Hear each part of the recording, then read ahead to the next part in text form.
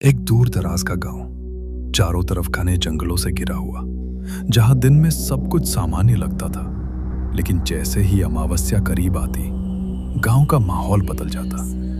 दरवाजे जल्दी बंद हो जाते, लोग बाहर निकलना बंद कर देते और हर घर में एक अजीब सा डर महसूस होने लगता, क्योंकि उस गांव में एक बात हर कोई जानता था।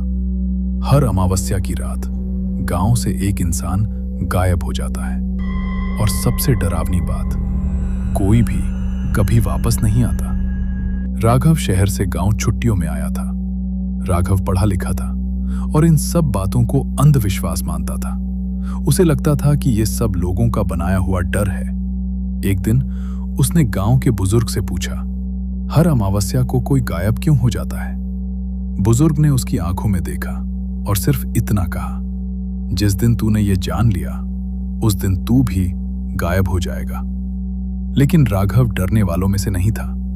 उसने ठान लिया कि इस बार वो खुद सच देखेगा।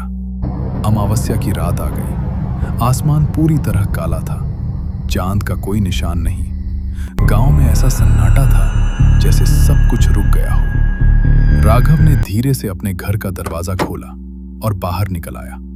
हर घर बंद था, कोई आवाज नहीं। वीर धीरे धीरे गांव के बाहर जंगल की तरफ बढ़ने लगा।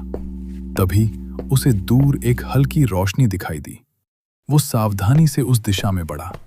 जैसे जैसे वो पास पहुंचा, उसे धीमी धीमी आवाजें सुनाई देने लगी, जैसे कोई मंत्र पढ़ रहा हो। राघव झाड़ियों के पीछे छिपकर देखने लगा, और जो उसने देखा, उसकी सांसें रुक गईं।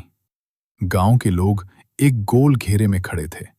बीच में एक आदमी घुटनों के बल बैठा था, उसके हाथ बंधे हुए थे, और बाकी लोग शांत खड़े उसे देख रहे थे। तभी एक बुजुर्ग आगे बढ़ा और बोला, समय आ गया है। अचानक चारों तरफ सन्नाटा छा गया, और फिर जंगल के अंधेरे से कुछ बाहर आने लगा। वो इंसान नहीं था, वो एक काला साया था, जिसका कोई निश्चित आकार नहीं था।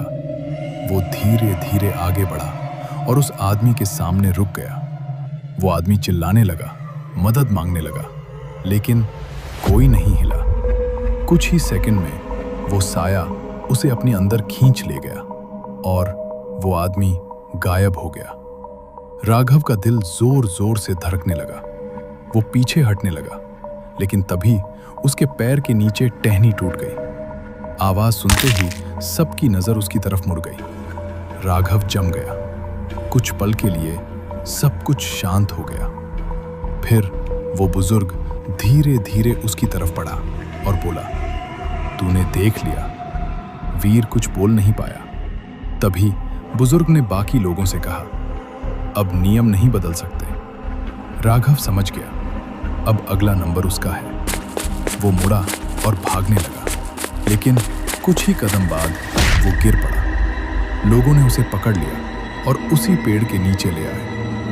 वीर चीख रहा था, छूटने की कोशिश कर रहा था, लेकिन कोई नहीं सुन रहा था। तभी वो साया फिर से सामने आया। इस बार वो पहले से भी ज्यादा बड़ा था। वो धीरे धीरे वीर के करीब आया, और जैसे ही उसने उसे छूना चाहा, अचानक राघव की नजर गांव वालों पर गई, और उसने कुछ ऐसा देखा जिससे उसका खून जम गया। उन सभी के चेहरे धीरे धीरे बदलने लगे। उनकी आंखें काली हो गईं, जैसे वो सभी उसी साये का हिस्सा थे। राघव चीख उठा, और अगले ही पल वो भी गायब हो गया। अगली सुबह गांव में सब कुछ सामान्य था। लोग अपने काम में लगे थे, जैसे कुछ हुआ ही नहीं। कुछ रहस्य ऐसे होते हैं जिन्हें जानने की कीमत इंसान अपनी जान देकर चुकाता है।